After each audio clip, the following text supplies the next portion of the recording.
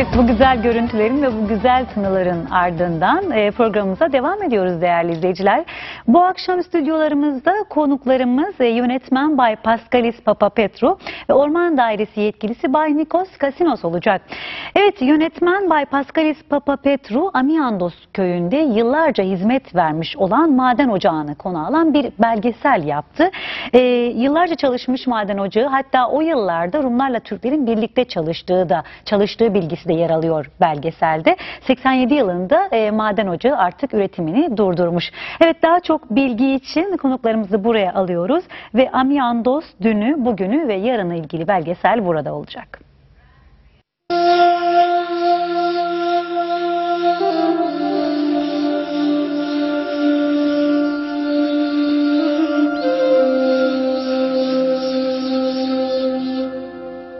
Σε υψόμετρο περίπου 1.400 μέτρων, στο κεντρικό τμήμα της οροσειράς του Τροόδους, στο γεωλογικό βασίλειο του Πλούτονα, βρίσκεται το μεταλλείο Αμιάντου.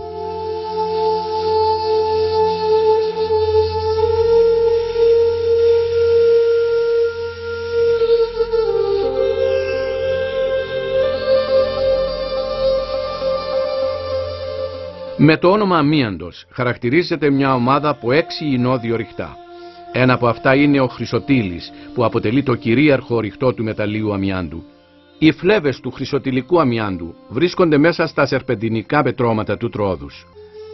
Η δημιουργία τους οφείλεται στην υδρόλυση των μαγνησιούχων ριχτών, των υπερβασικών πετρωμάτων, από την κυκλοφορία υδροθερμικών διαλυμάτων σε συνθήκες υψηλών πιέσεων και θερμοκρασιών. Οι μικρές ίνες του κυπριακού αμιάντου ήταν η αιτία των αρνητικών αποτελεσμάτων των πρώτων δοκιμών που έγιναν από τους Άγγλους για τη χρήση του στην ύφανση αμιαντούχων υφασμάτων. Η εκμετάλλευση του άρχισε το 1904, όταν καθιερώθηκε η ανάμειξη τσιμέντου και αμιάντου με μικρό μήκος ινών στην παραγωγή οικοδομικών στοιχείων.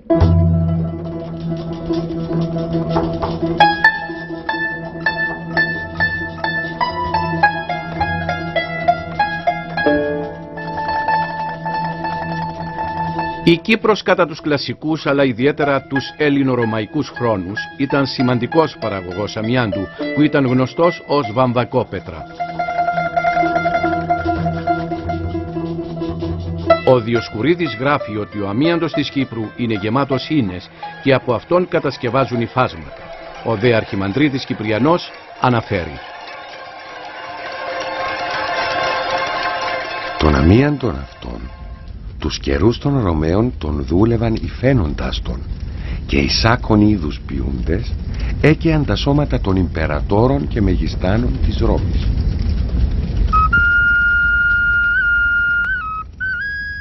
Η σύγχρονη εκμετάλλευση των κοιτασμάτων αμιάντου στο ομώνυμο μεταλλείο στις αρχές του 20ου αιώνα ξεκίνησε σύμφωνα με δημοσιεύματα της εφημερίδας Πρωινή ημερομηνίας 13 Αυγούστου 1935 από την τυχαία ανακάλυψη ενός βοσκού με το όνομα Διάμαντος από την Κακοπετριά.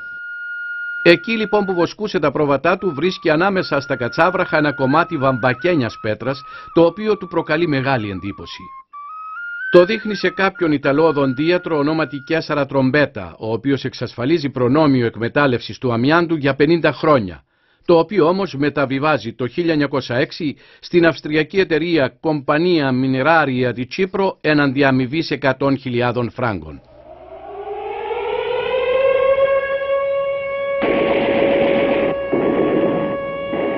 Ο πρώτος παγκόσμιος πόλεμος και η εμπλοκή της Αυστρίας στο πλευρό της Γερμανίας δίνει το 1919 την αφορμή στην αγγλική απεικιοκρατική κυβέρνηση να καταγγείλει τη συμφωνία. Ακολούθησε μια σειρά μεταβιβάσεων του δικαιώματος εκμετάλλευσης του μεταλλείου σε διάφορες ξένες εταιρείες, με σημαντικότερη αυτή του 1936 στην εταιρεία Κυπριακά Αμιαντορυχεία Limited για 99 χρόνια. Η πρώτη εκμετάλλευση έγινε στην τοποθεσία Διπλοπόταμα στα ανατολικά του μεταλλείου. Στη συνέχεια η μεταλλευτική δραστηριότητα επεκτάθηκε σε μια έκταση 3,5 τετραγωνικών χιλιόμετρων. Η παλαιότερη καταγεγραμμένη μέθοδος εργασίας στο μεταλλείο θέλει τις γυναίκες εργάτριες που δούλευαν εκεί να κάθονται κατά γης και να σπάζουν με σφυριά την πίτα, διαχωρίζοντας τις ίνες από τις πέτρες και το χώμα. Το υλικό στις γυναίκες το προμήθευαν οι εργολάβοι, οι οποίοι εργάζονταν σε κρατόνια πλάτους 20 έως 30 ποδών, σκάβοντας το χώμα με την αξίνα, το οποίο ακολούθως το μετέφεραν με βαγόνια.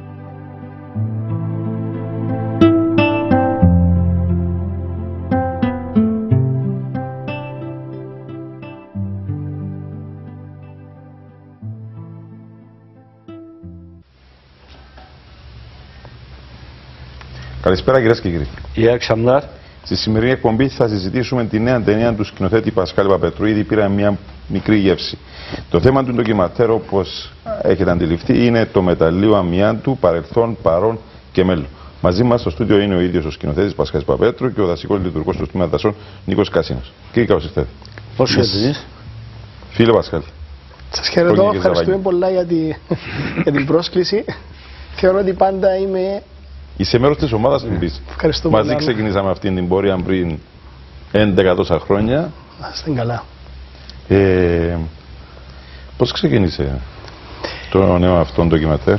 Το νέο του ντοκιματέρ ξεκίνησε με μια προσφορά που προκήρυξε το Τμήμα Δασών το 2013 ήταν και ευτυχήσαμε να την κερδίσουμε. Ήταν μια προσφορά για την ιστορία του αμοιάντου, την εξέλιξη του, το κλείσιμο του και τις εργασίες που γίνονται πάνω. Και η όλη προσπάθεια ξεκίνησε το 2013-2014 κάπου εκεί. Της ταινίας, ναι. Της ταινίας. 13. Τον Οκτώβριο-Νοέμβριο του 2013 ήταν ευκαιρική προσφορά. Και ολοκληρώθηκε. Ήμουν πιο γλυόρος που άλλους. Τέλος του 2014. Κανένα χρόνο. Τέλος του 2014 παραδόθηκε. Πριν τα χρονοδιαγράμματα. Είναι από τα ρεκόρ σου. Ναι, εντάξει. Είχαμε απίστευτα καλή συνεργασία και χαίρομαι να το πω το πράγμα. Όπως πάντα πολλά καλή συνεργασία με όλους τους συντελεστές, με τους δυο τους γεωλόγους συμβούλους, τον κύριο Κωνσταντίνο τον Γεννάκη και τον Παναγίδη, με τον Κωνσταντίνο Κοκκινόφτα, με το Τμήμα Δασών όπως είπαμε. Έτσι βασικά με όλους που ήταν μπροστά και πίσω από τις κάμερες. Paskalis daha önce Lefke'deki madenle ilgili güzel bir belgesel çekmiştin. Büyük bir çevre felaketine sebep olan. Şimdi yine Amianto'yu çektin. Yine bu da büyük bir çevre felaketine sebep oldu. Neler yaşadın? İlk yani karşılaştırdığında madenle ilgili belgeselinle şimdi çektiğin belgesel arasında.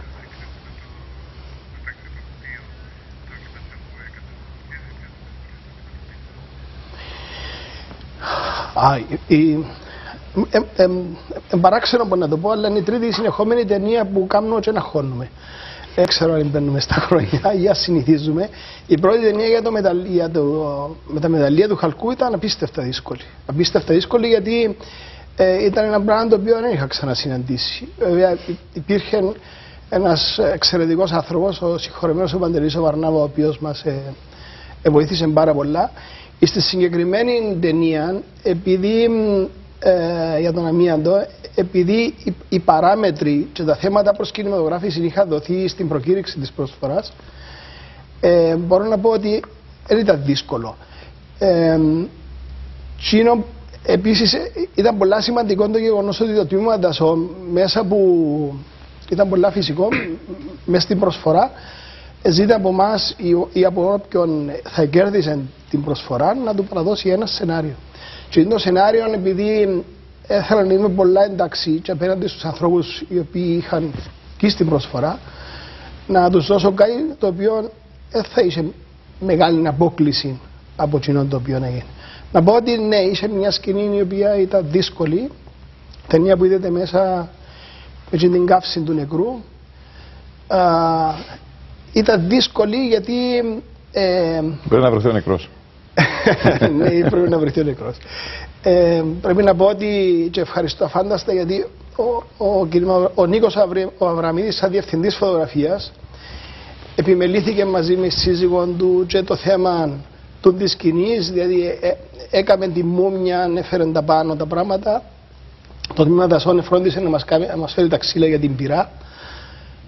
Ήταν δύσκολο γιατί εντάξει, αν κάνεις έτσι σκηνές έξω, έχεις να αντιμετωπίσεις κάποιους παράγοντες. Ήταν η πιο κρυαδερή νύχτα που πέρασα στη ζωή μου. Παρόλο που ήταν Απρίλης, μόλις έπεσε το φως, πας στον αμίαντον, ήταν ψατζή. Κύριε Κάσινε, γιατί τώρα το τμήμα δασοβγεί σε αυτήν την πρόσφορα, τι ήθελε να δείξει μέσα από αυτό το φιλμάκι? Σίγουρα προχωρήσαν αρκετά οι διαδικασίες της προσπάθειας της αποκατάστασης του τοπίου στο χώρο του αμιάντου. Είναι μια προσπάθεια που ξεκίνησε από το 1995. Μετά την εγκατάλειψη του μεταλλείου από την εταιρεία, οι εργασίες στο μεταλλείο τεμαρίστηκαν το 1988. Δυστυχώς δεν υπήρχε οποιαδήποτε πρόνοια στο συμβόλαιο της μεταλλευτικής εταιρείας για να αποκαταστήσει το περιβάλλον. Έτσι το κράτος αποφάσισε ότι θα ξεκινήσει τη διαδικασία αποκατάστασης με δικά του έξοδα. Είναι μια χρονοβόρα και δύσκολη διαδικασία και δαπανηρή. Προχωρήσαν όμως οι διαδικασίες αρκετά, όπως έχουμε πει, και σήμερα το μεταλλείο αμιάντου παρουσιάζει μια εντελώς διαφορετική εικόνα από αυτή που ξέραμε πριν 10 χρόνια. Είναι ένας χώρος επισκέψιμος, πιο φιλικός προς τον άνθρωπο. Ήδη έγιναν αρκετά από πλευράς του κράτους. Λειτουργεί, να πούμε, σήμερα στο χώρο του μεταλλείου ένας βοτανικός κήπος, μια τράπεζα φύλαξης σπερμάτων γεννητικού υλικού για σπάνια και απειλούμενα φυτά. Ξεκινά τη λειτουργία του μέσα στο Μάιο το κτίριο που θα στεγάζει το γραφείο του Γεωπάρκου Τροόδους και ένα χώρος επισκέψεων του Γεωπάρκου. Και μέσω του προγράμματος που έχουμε κερδίσει από τον Ευρωπαϊκό Οικονομικό Χώρο με τις πιστώσεις του οποίου κατασκευάστηκε η συγκεκριμένη ταινία, προχωρούν οι διαδικασίες, δηλαδή θα ανέμενε κανένας ότι με τη σημερινή κρίση οι εργασίες αποκατάστασης θα σταματούσαν ή επιβράδυσαν. Επειδή κερδίσαμε αυτή την πρόταση με έναν προϋπολογισμό 1.360.000 ευρώ, δίνει μια όθηση, μια συνέχιση στην προσπάθεια της αποκατάστασης. Επίσης, εφαρμόζονται και νέες τεχνικές και νέες μεθόδους για την αποκατάσταση. Στόχος μας είναι να επανεντάξουμε το μεταλλείο αμιάντου στο δάσος του Τροόδους, αλλά και να το κάνουμε ένα πόλο έρξης για τους επισκέπτες, τουρίστες και για τον κόσμο. Sayın Kasınız, bir ormancı olarak siz amiantoya baktığınızda neler hissediyorsunuz? Yani amianto bir ormancı olarak sizin için ne anlama geliyor? Λοιπόν, σίγουρα για τους νεότερους το μεταλλείο αμιάντου είναι μια πληγή στο περιβάλλον, μια μεγάλη πληγή. Όμως οι παλαιότεροι σίγουρα θα θυμούνται ότι για δεκαετίες το μεταλλείο αμιάντου προσέφερε εργασία, ελπίδα και ψωμί σε χιλιάδες οικογένειες του τόπου μας για πολλές δεκαετίες. Εκπομπή με ακόμα ένα μικρό απόσπασμα της ταινίας του φίλου του Πασχάλη. Καλό βράδυ να έχετε. İyi akşamlar.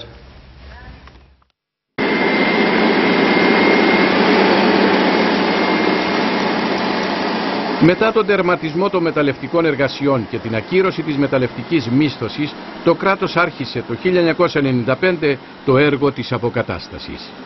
Το περιβάλλον των σωρών των μπάζων είναι ιδιαίτερα αφιλόξενο για τη χλωρίδα, γι' αυτό και η βελτίωση των συνθηκών βλάστησης επιτυγχάνεται με κάλυψη του χώρου με γόνιμο χώμα που προέρχεται από χωματουργικές εργασίες στα γύρω χωριά ή διαπλατήσεις δασικών και άλλων δρόμων.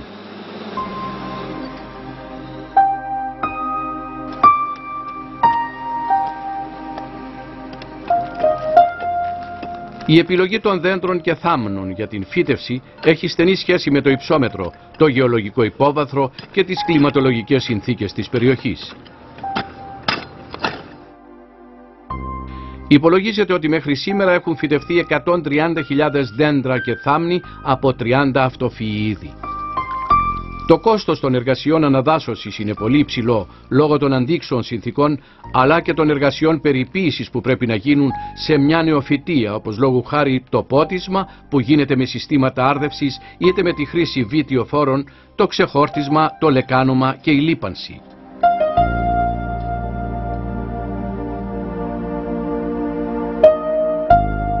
Στο χώρο έχουν επίσης δημιουργηθεί 3 φυτείες προστασίας γενετικών πόρων, μια για τον κέδρο, μια για τον αόρατο τζιμαδαρής και μια για τη μαύρη πεύκη. φυτίες που μεγαλώνουν με τη συνεχή φροντίδα των λειτουργών του τμήματος δασών.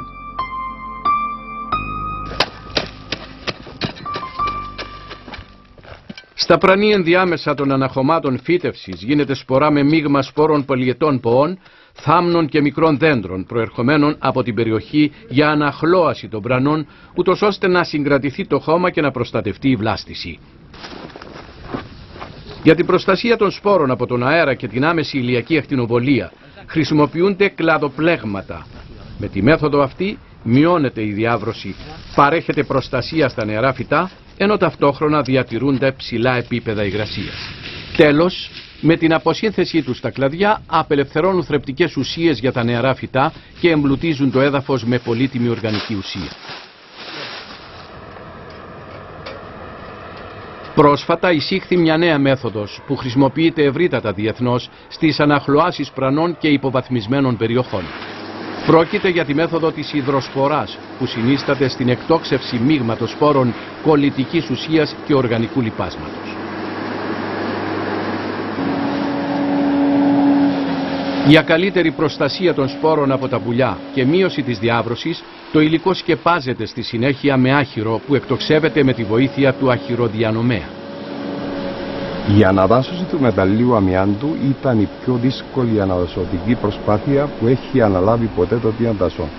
Υπολογίζουμε ότι για την ολοκλήρωση ολόκληρου του χώρου θα χρειαστούν περίπου 2 εκατομμύρια κυβικά μέτρα επιφανειακού χώματος, που αντιστοιχεί σε 130.000 φορτηγά αυτοκίνητα χώματος με σημερινές αξίες 10 εκατομμύρια ευρώ περίπου. Μετά 20 χρόνια εργασίας είναι με χαρά που βλέπουμε ότι υπάρχει επιτυχία στην εγκατάσταση της βλάστησης και η ζωή ξαναγεννιέται στο μεταλλείο, καθώς και η πανίδα γίνεται ταυτόχρονα πολύ πλούσια. Με τον ερχομό της άνοιξης το μεταλλείο αρχίζει να αλλάζει όψη. Δειλά-δειλά αρχίζουν να ξεπροβάλλουν ανάμεσα από τα κλαδοπλέγματα τα διάφορα φυτά που φυτεύτηκαν στα προηγούμενα χρόνια, χαρίζοντας με το χρώμα του ζωή στα μέχρι τώρα άγωνα πρανή του μεταλλείου. Τα σχέδια προβλέπουν επίσης την τοπιοτέχνηση του κεντρικού κρατήρα του μεταλλείου, με τη δημιουργία τεχνητής λίμνης με νησίδα, καταφύγιο για τα πουλιά στο κέντρο, φύτευση πλατανιών και σκλίδρων περιμετρικά της λίμνης, καθώς και η κατασκευή πεζόδρομου με ενημερωτικά κιόσκια και παντάκια.